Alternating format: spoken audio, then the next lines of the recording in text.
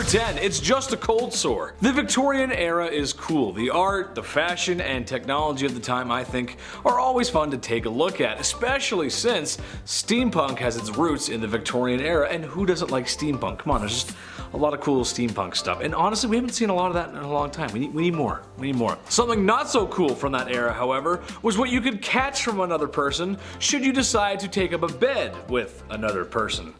Syphilis, yep, one heck of a disease. Funny enough, it was so common that it was making intimacy itself an unusual practice. People were scared, and honestly, maybe rightfully so. There's no cure, and if it progresses to its later stages back then, well, you go crazy.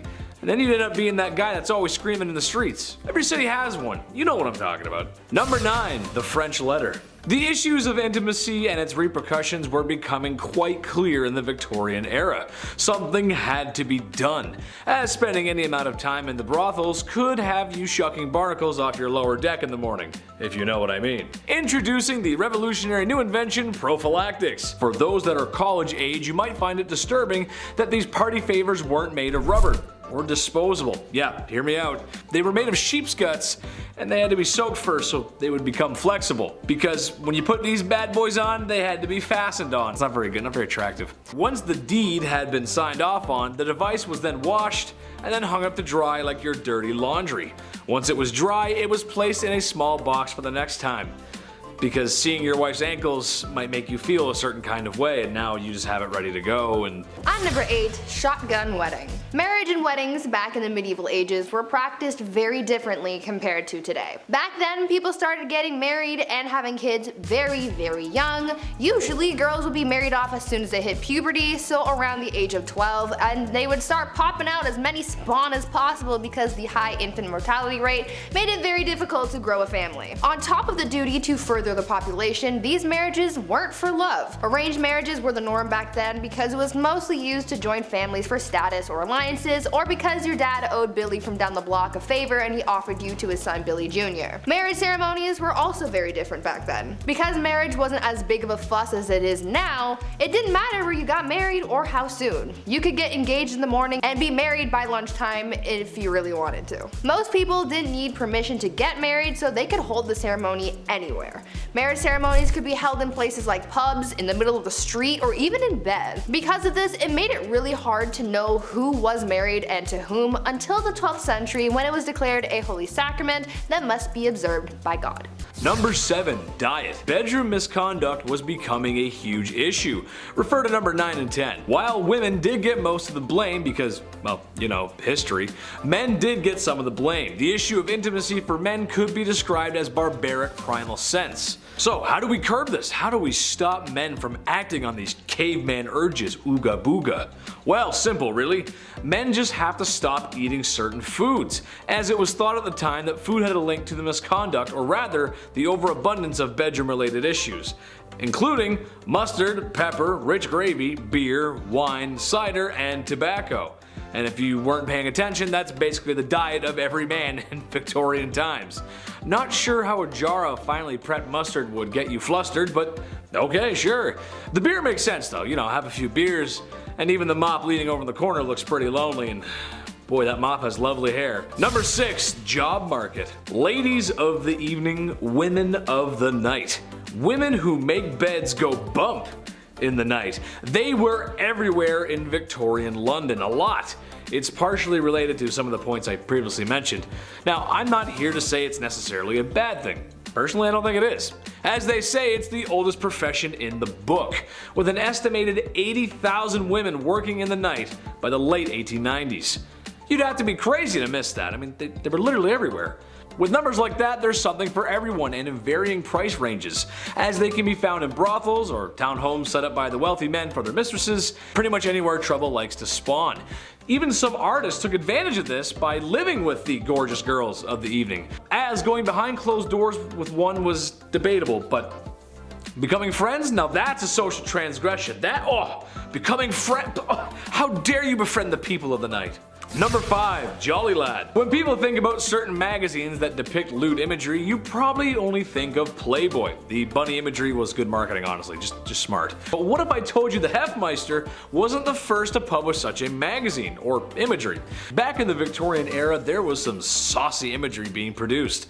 The government had outlawed such indecency, but this only made the lewd picture industry move underground, where naturally it flourished, especially in major cities. And if you knew where to go and how to ask for one, you could purchase something from the hidden menu. Kind of like when you go to McDonald's. Yeah, there's a hidden menu there too.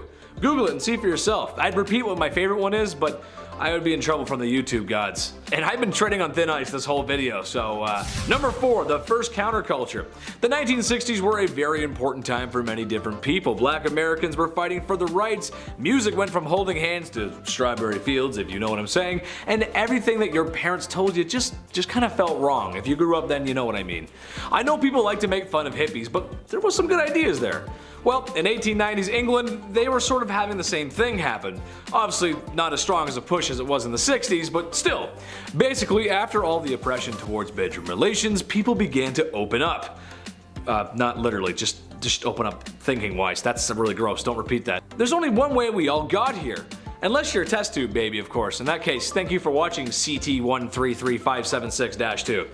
To some historians, this makes sense. When you push and push for things to happen or ban, eventually people will push back, especially if it's something like bedroom time. Everybody likes a little bit of bedroom time. Valentine's Day wasn't too long ago. Remember that? It was good. It was fun. It was good fun. Number 3, Jack the Ripper. While the man's numbers don't compare to any of the other horrible people in history, he's unusual because of his brutality and the fact that he was never caught. Jack the Ripper was maybe the first modern serial unaliver. He haunted the streets of Victorian London and is responsible for claiming multiple women's lives, women of the evening to be exact, and they began to know the name Jack the Ripper. Now, we'll probably just have to show you pictures of Victorian London or maybe some B-roll of a shadowy figure because there ain't no way we can show the crime scenes. There's probably a dozen different theories on who done it.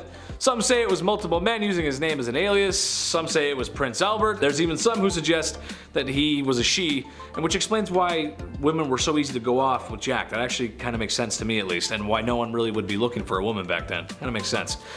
Anyway, be careful out there, ladies. Just be careful. Number 2, Queen Victoria. It seems Blighty herself may have been a tad more promiscuous than you'd think a royal to be. Well, not with other men, but her husband, who in her diary claims to be the love of her life, which honestly is kind of sweet and romantic. That's nice. One thing that I find interesting, however, is that while lewd images were outlawed, the Queen may have commissioned a painting of herself that was quite risque for the time, to gift to her husband, of course. Hypocrisy much? I say lewd, but it was probably just in her loose-fitting clothes, with maybe like an ankle showing or something. Still, unusual behavior for the Queen.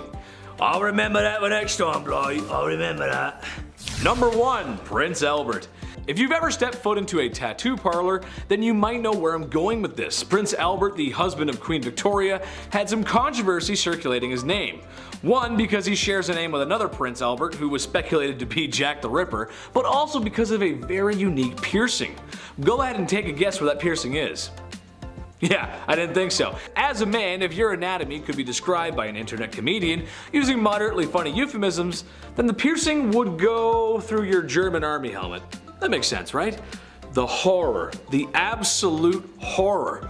It's rumored that he had one of these piercings. Did he? I'm not sure. But if it means anything to you, Nicholas II had a tattoo, so it's not completely out of the realm of possibility. At number 10, watching consummation. Back in medieval times, depending on the century, weddings either meant a lot or meant nothing at all. If it was the early medieval age, then no one really gave a hoot about marriage, and I'll get to that later. But later, in the medieval age, marriage became a holy sacrament, and this sacrament had to be consummated. On the night of the couple's wedding, they would do the good old brown chicken, brown cow, boom boom pow, OMG wow, which could have been a positive or negative experience depending on circumstance, but it was also a little weird because there would be people watching it all happen. That's right, guys. After the ceremony and reception, people would follow the bride and groom up to the bedroom and be like, "Hey Joe, grab the popcorn, we're watching the live showing of 50 Shades of Grey." And Joe would be like, "Yo, bet," and then that's exactly how it happened. Anyways, this was all done so that there were witnesses to the consummation, so that the marriage's validity could be backed up. So if anyone tried to deny that their marriage was legit, Joe with the popcorn would be able to back up the bride and groom and confirm that everything happened.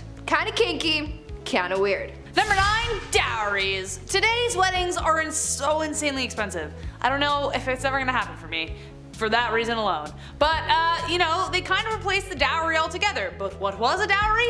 It was a set of assets, money, material, goods, real estate that would be given to the groom once the couple united. The purpose of the dowry was to entice a groom to marry the bride if he wasn't already attracted to her. A kind of, we will pay you to marry our daughter kind of vibes. But it also acts as a kind of insurance for the bride. Should the marriage end in divorce, the husband is expected to pay it back. So yes, there were indeed take-backsies if things got really bad. Though considering divorce and annulments were rare and the money really never belonged to her, not the best rule to live by, but the groom would also pay something called the bride price or bride wealth. The groom was expected to pay a sum either in assets or money to secure a lady's hand in marriage. This implied security for the bride and their family. But yes, in both accounts, technically, a bride could be bought and sold for whatever price the family/groom deemed appropriate, so really just a marriage pawn. Number 8. The products of our sins. Having fun when the lights can be turned off is great. Who doesn't enjoy a little toe curling? Yeah? Except sometimes there's this crazy thing that can happen, where after 9 months, another human spawns in. Insane, right? I know. Well, back in the Victorian era, this phenomenon was happening, but only for married couples. As you have to be married, of course, or else a child would be born out of wedlock, which to people at the time was just the worst. Oh, I never. These stigmas were not favorable for women, as some preferred to avoid that kind of press by abandoning or straight up just unaliving their children. Horrible, just horrible times. Just another one of those good old wholesome times in history where we were treating women with the utmost respect and decency. Very nice.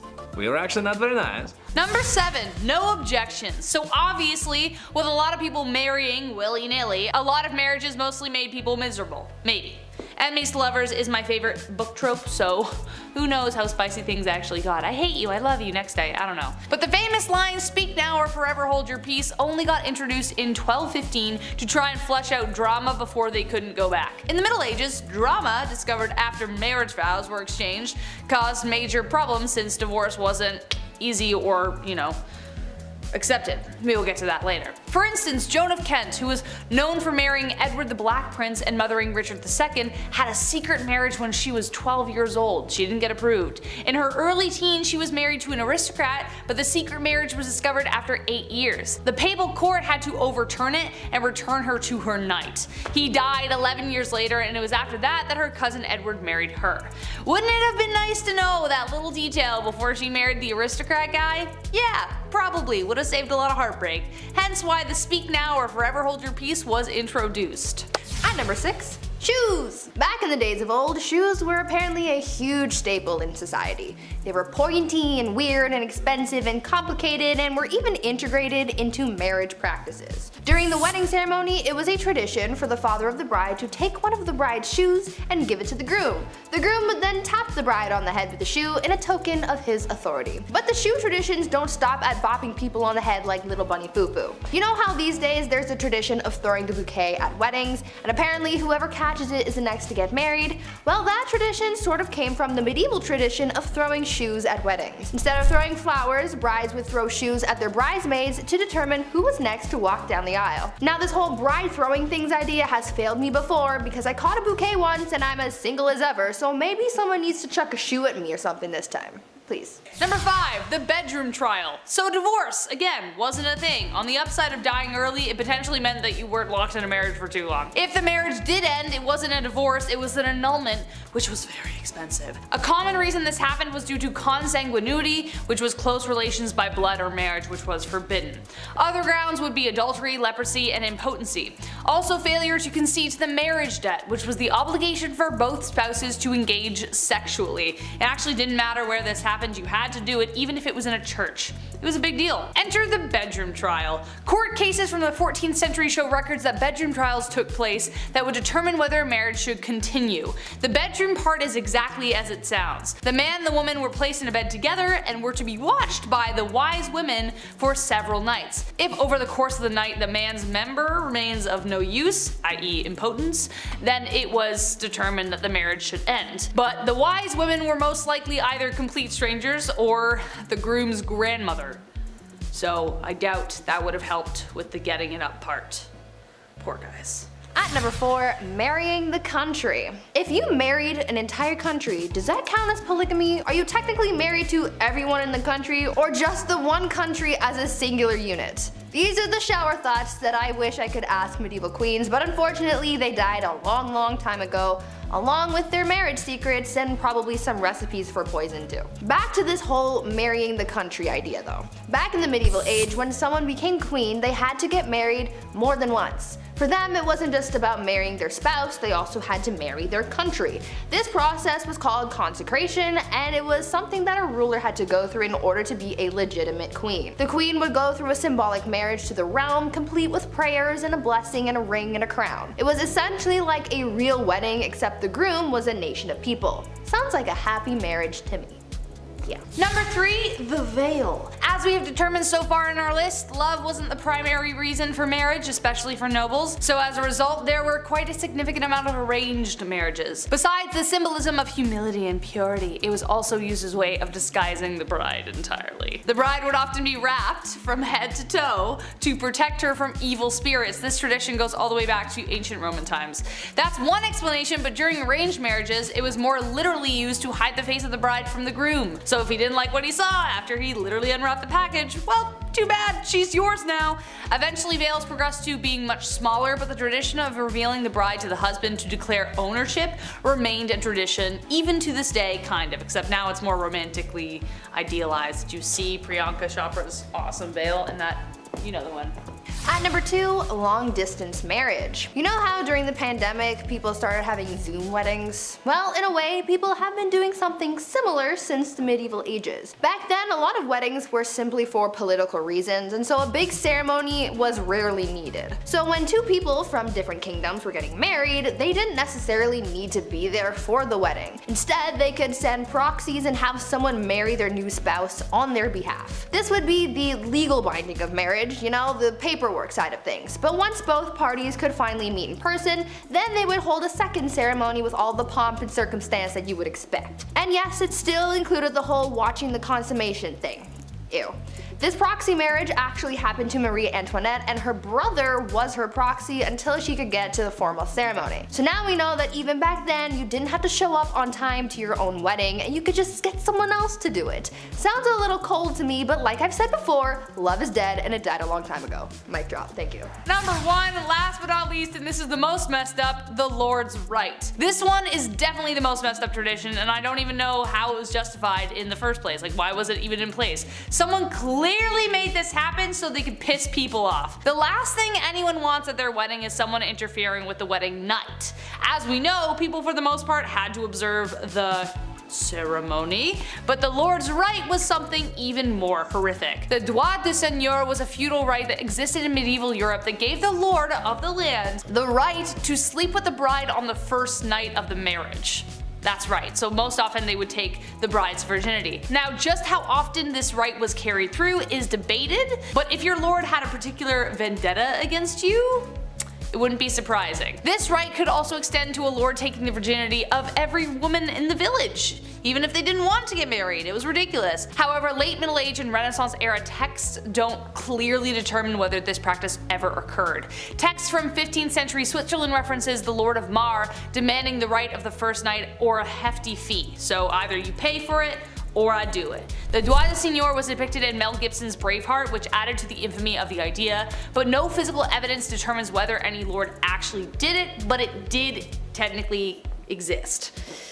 Gross. Number 10, divorce. Today, divorces can go either which way. Way 1, it's a brutal, awful experience for everyone around you. Words are exchanged, properties fought over, and by the end, 2 lawyers are a couple grand richer, and now the kids get to say dad's house and mom's house. Wow, sounds awful. Or it can be a more pleasant experience where both parties mutually agree it's no longer working out, and they do their best to have a peaceful separation on everyone's behalf. That's nice, and it does happen sometimes. Well, medieval marriage and divorce looked a lot different.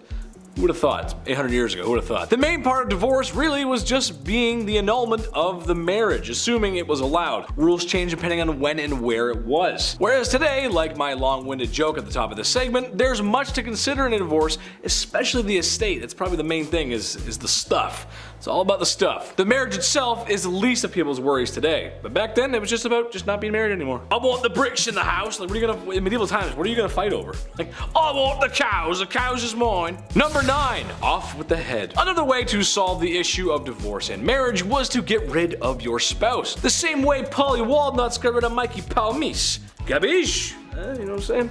Most famously, King Henry VIII dispatched a few of his wives as the church really gave him no other way out of the marriages he found himself in. So, you know, off with the head. However, I think it's important to note that King Henry wasn't the only bloated throne sitter to have his wives dealt with soprano style. Things weren't exactly fair for women back then, or at all. Least of all, the law. It didn't have everyone's best interest and justice in mind, especially women, so there was a good chance that if the king didn't like you, you were gone. Happened all over. Number 8, adultery. There you were, standing like a wallflower at your town's clubhouse. Ours was called the Lions Club. You know what I'm talking about, small towns. Wearing a little old thing your sister lent you.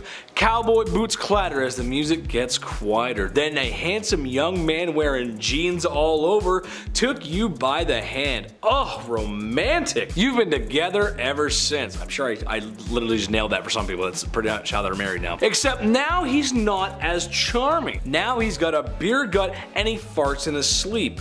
Ugh. Oh well, that's married life. I'm sure the medieval people went through a very similar process. What am I getting at? Well, when you get married, it means you're with that person forever. That includes the bedroom. Well, kings and queens of ye olde times ignored that rule. Besides the obvious political reasons for marrying, which I'll get to later, what was the point of marrying for love if you're just gonna have 30 mistresses or a secret lover? I would list the kings and queens who partook in this, but it would simply be easier to list those that didn't partake in that. You know what I mean though? What's the point? What's the whole point of doing it if you're just gonna, yes, we'll love you together forever, and then, how you doing? It just doesn't make any sense. Number 7, soldier on trial. Things weren't all bad for ladies back in medieval times. Sometimes they were given the benefit of the doubt, like in medieval France for example, where if a woman did desire a divorce, there was a non-violent way to get one. She and her husband would meet in front of a group for proceedings regarding their marital prowess in the bedroom.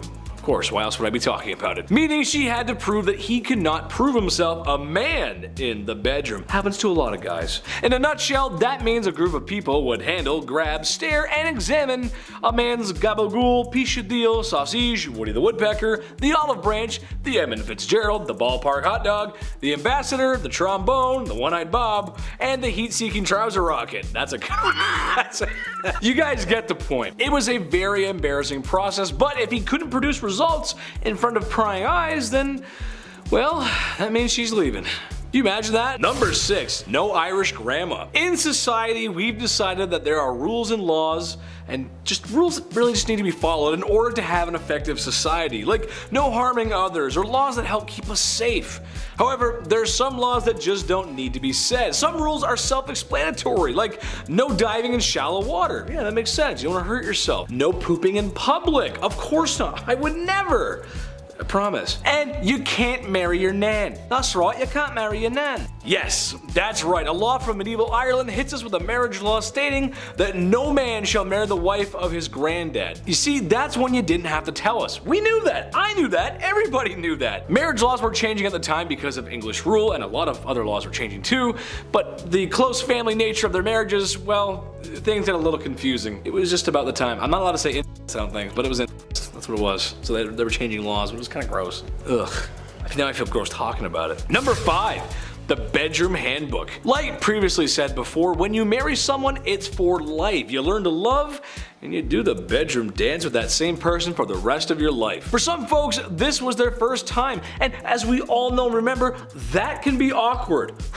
Well, imagine if you had a booklet or an instruction manual on what to do when that time comes. Like a Lego manual. Although sometimes even those can be a little confusing. I always have to count the pieces. I get confused. Well, some churches back in the oldie times were doing such a thing. The Summe Confessorum, as it was known to be called. It detailed exactly on what days were allowed to make the devil's dance possible. By the time all the rules were read and followed, you were boiled down to a small window about once a week, or sometimes none at all. And especially not on Sundays. Ooh, you better not do that on Sunday, man. Ooh, that's the wrong time to do it. Never do it on Sunday. Number 4, Dragonborn? This is actually kind of cool. So, in Viking and Norse weddings, there was a very unique tradition.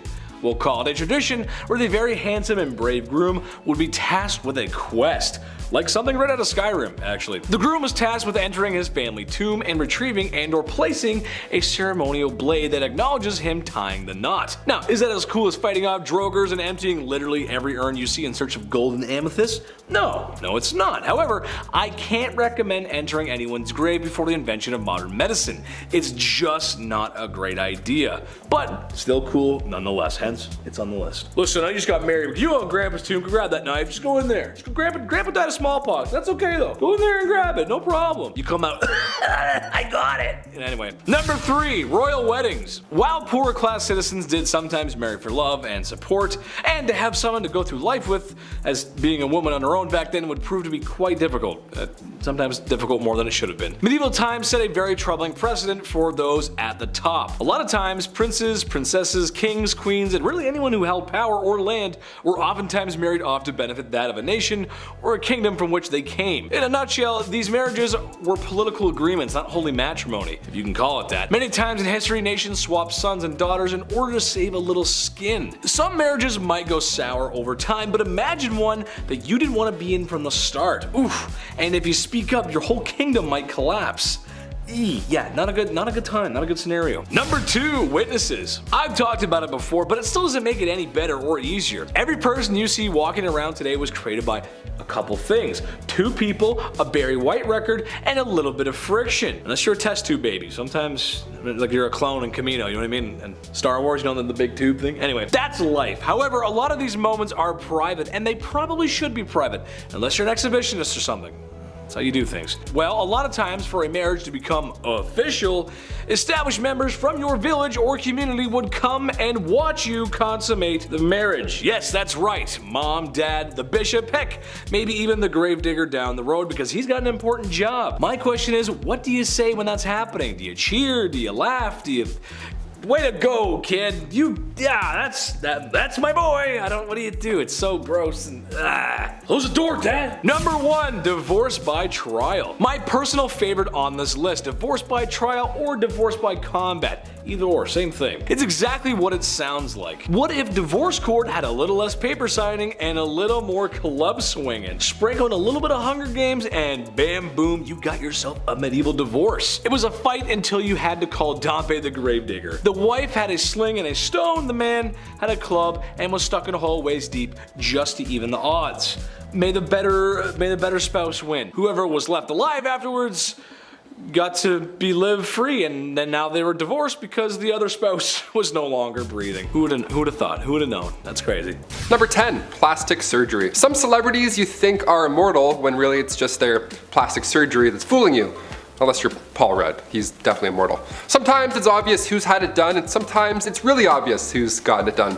Coming from the Greek term plastikos, which means to mold or to form, the oldest known plastic surgery took place in ancient Egyptian days. There's a medical text from the ancient Egyptian days that was named after the American Egyptologist who got it in 1862, and in it contains these ancient procedures. They look a little bit different from the shows we see today. You know, where it's like all these medical, we're gonna take this thing and put it into this guy's head. And you're like, how did they do that? This was a lot different. This is ancient procedures we're talking about. What procedure back then was to fix nasal injuries. This method used wooden splints, lint, swabs, and the first ever nose job was done. Even in 2000, a mummy was found with a prosthetic toe. So they asked volunteers to try walking with it to determine if it was created for purpose or for style.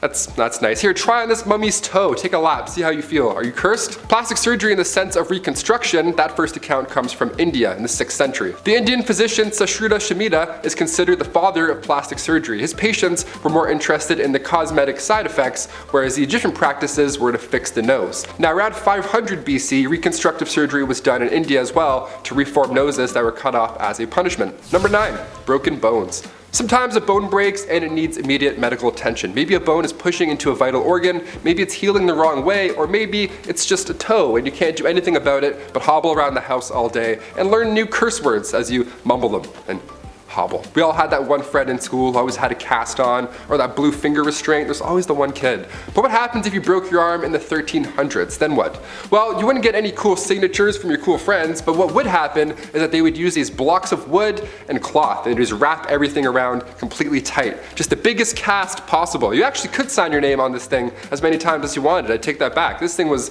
you pretty much had a coffin around your leg, more or less. Number 8, trepanation.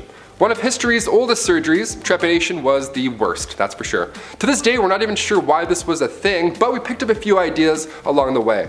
Turning the clocks back thousands of years, trepanation was the practice of drilling holes into your skull. A popular theory here is that trepanation was done to release evil spirits. Yeah, let's just drill holes into our skull and see if our mental illness just goes away. As barbaric as this sounds, skulls found in Peru hint that this procedure wasn't as fatal as you would think. The reason that this would happen was also to clear out bone fragments after skull fractures. So you'd show up with a headache and then you'd leave with a hole in your head. But honestly, the fact that you're leaving at all is pretty surprising. They obviously didn't have advanced medical instruments. They would use any sharp instruments they could find, like rocks, flint. It was pretty rough. This was the first surgical procedure around 6500 BC. The term trepanation comes from the Greek term trepanon, which means a borer, to drill essentially. Number 7, tooth extraction. You may not think of surgery when you talk about tooth extractions or whatever, but this for sure counts as surgery. Every time something gets removed from your body and there's blood, I'm gonna count that. Sorry. I had to get a tooth pulled a few years ago and I'm still haunted by it. It is so barbaric the way they do it. They don't slice a line and then gently slide the tooth out. No, they had 2 dentists just grab my tooth at the same time, put their foot up, and then just yank my tooth out. We're still there? Really? Back in the day, pulling teeth was done not to make room for braces, but to solve any problem at all regarding your teeth. Cavity? Gone. Toothache? See you later, tooth. Back in 5000 BC, a Sumerian paper referred to dental worms, so the earliest account of tooth decay, we think.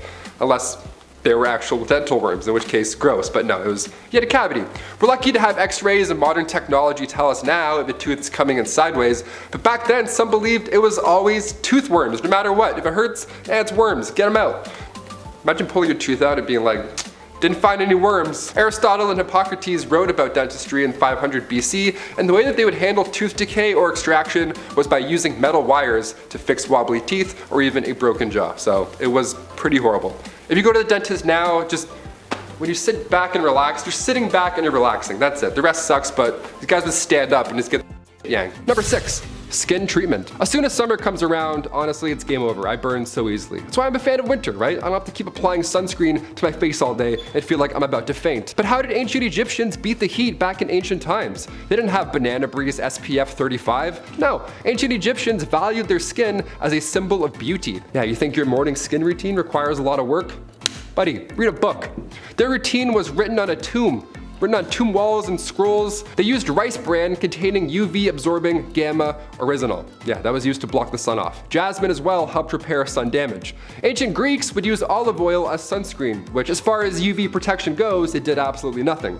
You're burnt and dehydrated, but also you look good, okay? Tan lines, I see you, thanks. Number 5, mummification. Mummification was common. Even today we're finding more mummies. We're uncovering more ancient history. But how the hell was mummification done back then? How was it done so well? We're talking about teeth worms and trepanation. How did ancient Egyptians figure this out? And how is it done in a way where the bodies are still reserved this long?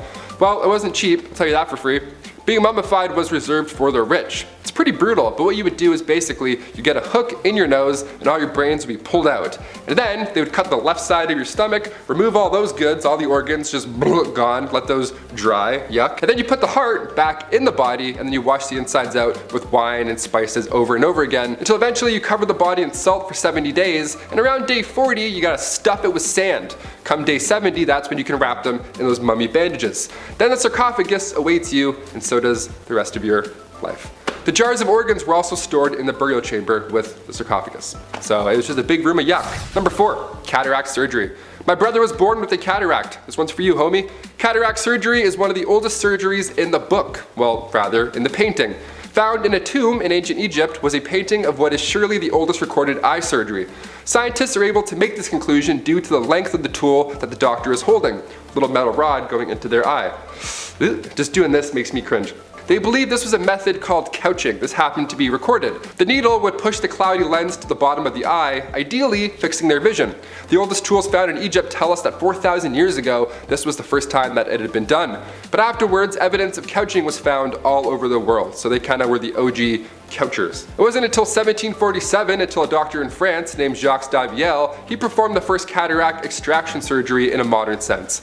Every method, older, ancient, modern, it all sounds wildly uncomfortable. If you've been through this, kudos to you. Hit that like button, glad your eyes and stuff are working. Number 3. Transplantation. Blood transfusion is one thing, but how the hell do we figure out transplants? This arm, now over there on that guy?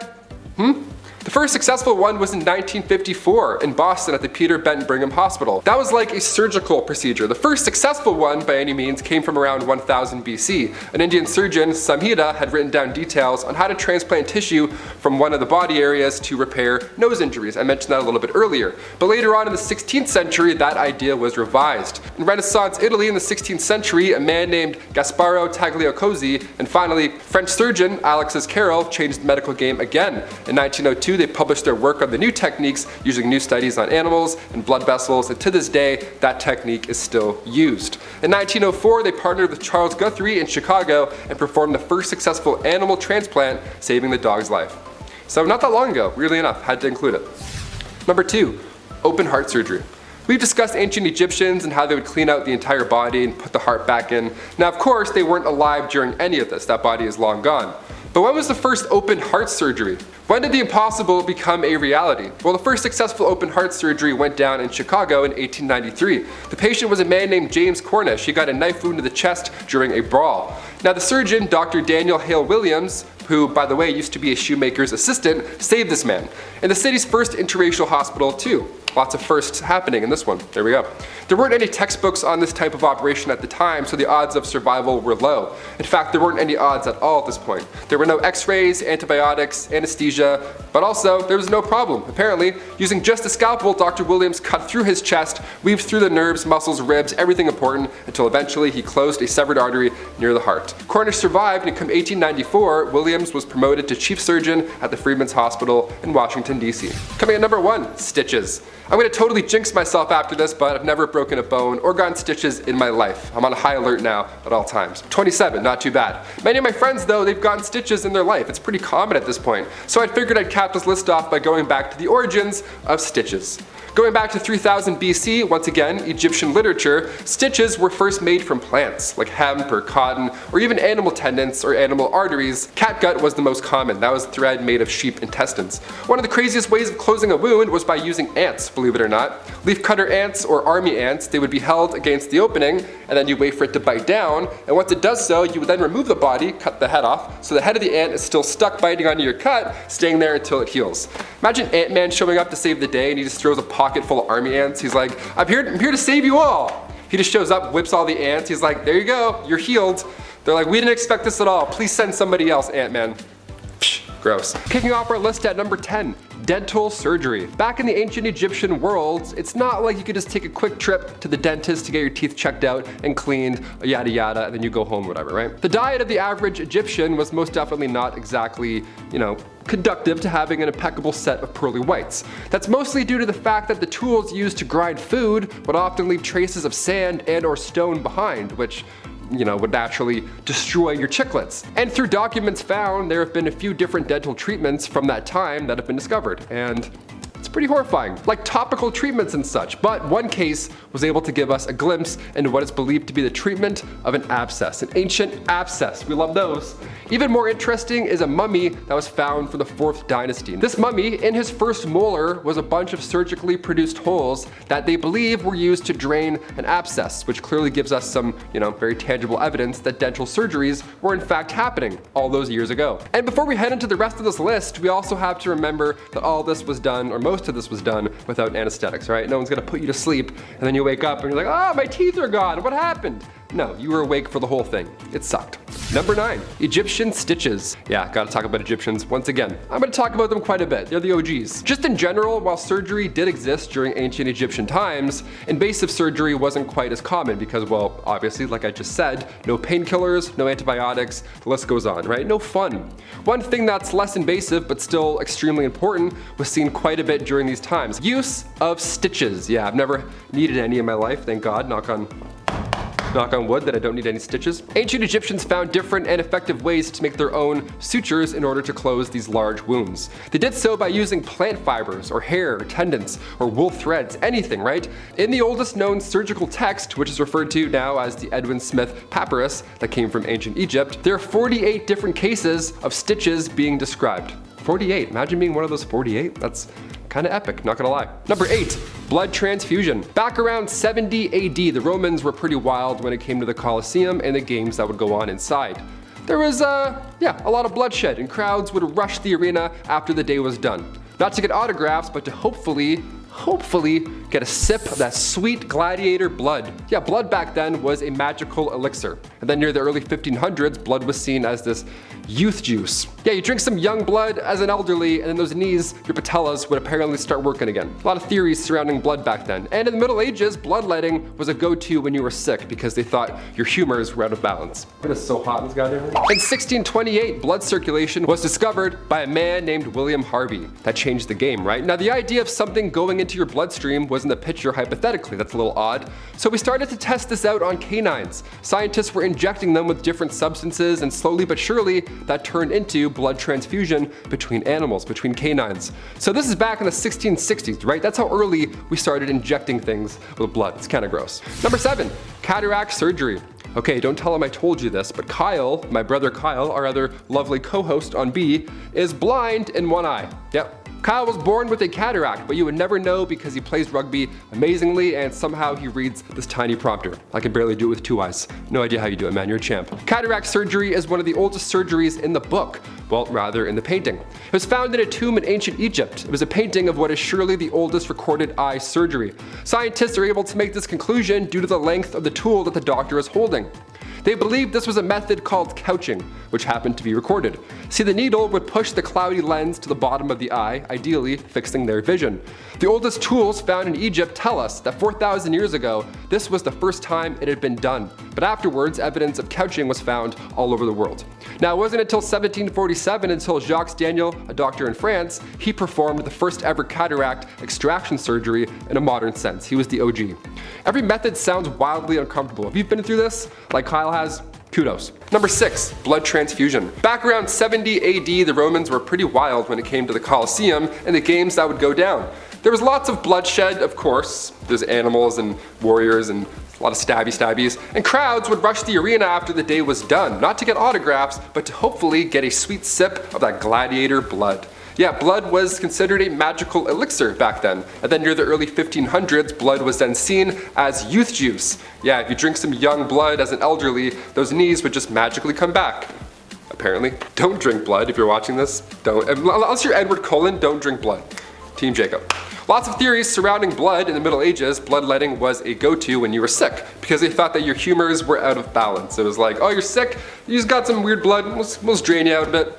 Vampires, all vampires. In 1628, blood circulation was discovered by a man named William Harvey, and that just absolutely changed the game. Now the idea of something going into your bloodstream was in the picture, hypothetically. So we started to test this out on canines, of course. Scientists were injecting them with different substances, and slowly but surely that turned into blood transfusion between canines. So this is back in the 1660s. That's how early we started injecting things. Number 5, cancer treatment.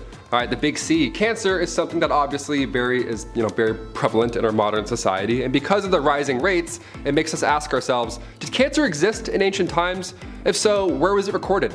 While they didn't call it cancer, it definitely did. Some of the earliest evidence of cancer is found in ancient manuscripts, mummies, fossilized bone tumors that have been found in ancient Egypt specifically. There are tons of examples and different forms of cancer that have been found throughout. Perhaps the oldest comes from 3000 BC. and it was found, like I said, in the Edwin Smith papyrus that we talked about before. Now in this text it describes 8 cases of tumors or ulcers of the breast and how they treated them back then, or at least tried to. See, back then these tumors were removed by cauterization using a tool called a fire drill. Other than this though, the text says in reference to the illness that there is no treatment. So in ancient times and today, we're still trying to figure this one out. Number 4. Tooth extraction. You may not think of surgery when you talk about tooth extraction, but this for sure counts as surgery. I've had a tooth pulled. It's pretty intense. Every time something gets removed from your body, I'm gonna count that. And if there's definitely blood involved, yeah, I'm gonna count that. Getting a tooth pulled is still so barbaric. Even today, they don't like slice a line and then gently slide the tooth out or anything surgical. No, they just have 2 dentists grab your tooth at the same time, put their foot up, and then yank it out. I was numb, sure, but it was still weird, okay? Back in the day, pulling teeth was done not to make room for braces, but to solve any problem, or all problems, regarding your teeth. Yeah, cavity, gone. Toothache, see ya. Oh, some plaque? No problem.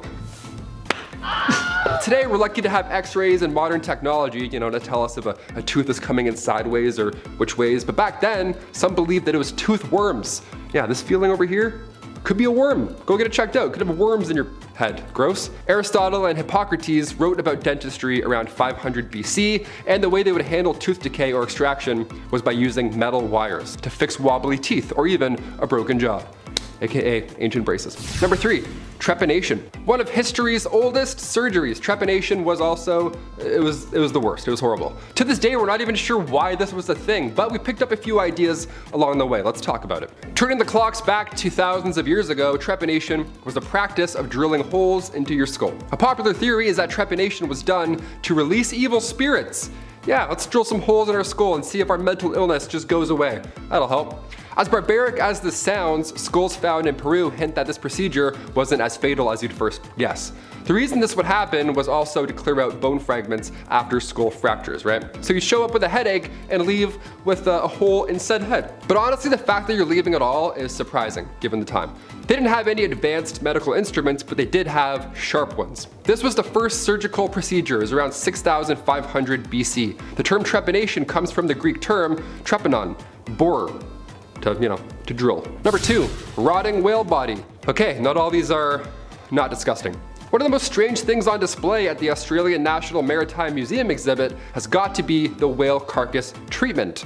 This is an odd treatment. Now, the cure for rheumatism back in the 19th century was to crawl inside of a dead whale's body and just hang out for a bit. And by a bit, I mean a full 30 hours.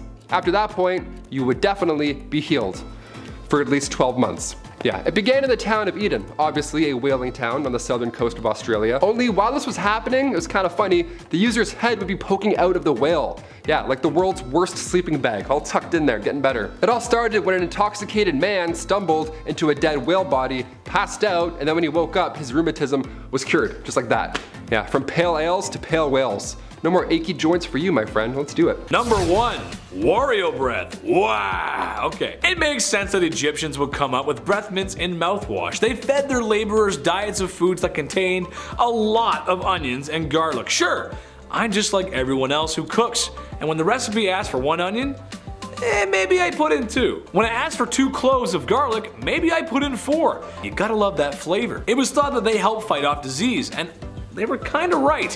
However, after eating all that flavor, your breath would be something rancid. So herbs and mints were used to help quell the breath that could peel the paint off of walls. Thank God. Number 10, mummies. This should come as no surprise to anyone, but yeah, mummies. While not the first and not the last civilization to mummify their friends and family, ceasing to exist, they are probably most known for it. Well, that and maybe the pyramids. The pyramids are pretty cool, I guess. The process of mummifying or preserving the body was thought to be important for the soul during the afterlife. If the vessel or your body was not intact, then your soul could get lost. Therefore, if you want the pharaoh to live forever in the afterlife, then you must pickle and preserve the mighty king. I don't want my soul getting lost. Number 9, 40-year-old's worst nightmare. Despite my best efforts and anti-aging cream, there will come a time when I will be old. Personally, I'm not worried about putting some mileage on. That's life. However, something I am concerned about is the effects of aging. Have you ever just noticed that he ain't as limber as he used to be? You get tired easily. And if you have more than 3 beers, you have to lay down for 3 days. However, something that happens to a lot of men reaching their 40s is a little trouble in the bedroom. This was an issue in ancient Egypt, except sadly, there wasn't a messed up process to fix impotence. I know, right? That's crazy. You thought I was gonna say something weird like wrap a snake around it or something. But no. When in modern times the cute waitress at the golf clubhouse just doesn't get your blood pumping anymore, you can reach for a small blue pill that everybody knows. Egyptians did not possess such luxuries and instead prayed for the Pishadil to work. Dear Desert Jeebus, please make my wiener work again. Thank you. Number 8. Ahead of their time. Ancient Egyptians just may have been ahead of their time and didn't know it. The Egyptians had tons of different herbs, plants, and methods for treating all kinds of ailments. Their alchemy skill was maxed out. I never did that. However, one method they came up with may have been helping more than they thought. A porridge mixture that was boiled down that contained tetracycline, which, just in case you didn't know, is known as an antibiotic. This would have been very helpful for the time, as a scrape on the knee could be the difference between living and, well, not living. While this was being used, it's unsure if the Egyptians really knew why this method worked. We doubt they understood the finite details of antibiotics, and I'm not gonna stand here and pretend that I do either, cause I don't. Number 7. Tales from the Crypt Keeper. You didn't think I was gonna talk about mummies and not talk about how they make them, right? Hold on to your spittoons, this is gonna be a rough one. Okay, so we all know that when we pass on, our bodies begin to decay and break down. The Egyptians knew this, so they would have to be one step ahead if they were to have the king pickled in time for the afterlife. Well, first things first, the brains? They gotta go. They would remove the brain with a large spike and sort of mash it up there and well, then they drain the contents from the nose, which that is just disgusting. Stomach, colon, and lungs, well, those won't be needed in the afterlife either, so they gotta go too. But the heart stays though. That's where the soul is. The king was then dried out with mounds of alkaline salt in the world's best beef jerky impression. Afterwards, oils were rubbed into the skin and eventually a resin was applied to aid in the linen wrap sticking to the body, making for that distinct Tupperware brand airtight seal. The pickled king was wrapped numerous more times just to be safe, and then, if he was OG enough, placed into a sarcophagus, and if you're really cool, you'll get your own room full of gold and treasures, and your pet Whiskers, which is a cat, and be mummified because, well, you need him in the afterlife too. That is one heck of an undertaking process. And to be fair, it kinda worked, because there have been a few mummies recovered from Egypt, and they're in amazing condition, considering the age, of course. Number 6, a little off the top. Okay, without the comment section oversharing here, some people have had circumcisions and some haven't. It's a part of life, okay? That's how it goes. Debatable to some, but it happens. This was a common practice in ancient Egypt, claimed to be for hygiene reasons. However, there's something a little bit different about their process. See, today it happens when you're a baby. A strange man comes in the room, and he cuts what he has to cut. L'chaim, it's done. There it is. That's it. It's over. Egyptians waited a little longer, however, closer to the age of 12 or 13. Can you imagine just chilling in the field one day, and then some strange dude grabs you and slaps you down on the table and makes a withdrawal from you to meat and veg? I talked to the chief today, and he just said that's not it. Don't do that. Number 5, bloodletting. The practice of bloodletting was common all over the world, but it may have gotten its start in ancient Egypt. It's a quite simple procedure, really. Black bile out of whack? Lose some blood. Can't stop coughing and sneezing? Drain some blood. Been possessed by demons and now they curse and haunt you as they run up and down your bloodstream? Drain some blood. The question is, however, was this really helping? The short answer, no. No, it wasn't. Besides feeling lightheaded and going pale, this didn't really achieve much, since the days of old were filled with all kinds of other ailments that would easily end someone's life before the spooky demons running up and down someone's bloodstream ever would. I don't feel good. Oh, we better bleed Grandpa again. I don't know, like what? Number 4, plastic surgery. Hey, there's nothing wrong with a little cosmetic surgery. I for one feel that if it'll make you feel better, go for it. Feel better about yourself. Do it. I don't think there's any shame in that. It's been around for a long time, so long that ancient Egyptians might have come up with the first nose jobs. Obviously not like the ones today, but they were knowledgeable in surgeries. After all, you open the chest cavity of a dozen kings and you jot some stuff down on some papyrus, you learn a thing or two. More interesting than shaving down your own beak, however, was their implementation of the prosthesis limbs. Yes, all the way back then. One mummy was actually found with a fake toe. When tested in the modern day with period-accurate sandals, it proved to work quite well and moved more efficiently than first thought. Again, for the time, this was pretty advanced. Number 3. The Ode of the Nile. Imagine people working all day in the blistering sands of Egypt, where the sun beams down on you like, well, the sun in the desert, lifting massive rocks and carving them to shape. I don't know about you guys, but I would be sweating. And that also means I wouldn't be smelling too fresh, resembling that of a high school locker room. Yuck.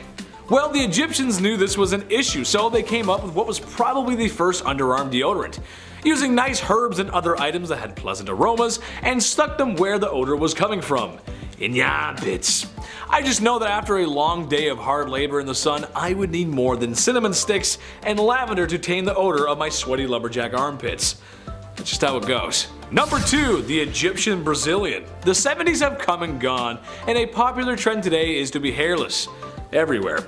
Even in places where you didn't think it was possible to grow hair when you were younger. Egyptians took it upon themselves to remove all their hair. Well, at least most of it. Not because the Nile River had nice beaches, but because of lice. Oh, yuck. While not an exact cure for the itchy bugs that plague schools across America, it did seem to help. And if you've ever had lice before, you know how bad that sucks. I had them once. It was the worst. Cut my hair, shave my head. Lots of baths. It's no fun, man. Too cute for that. I don't want that. And finally, number 1.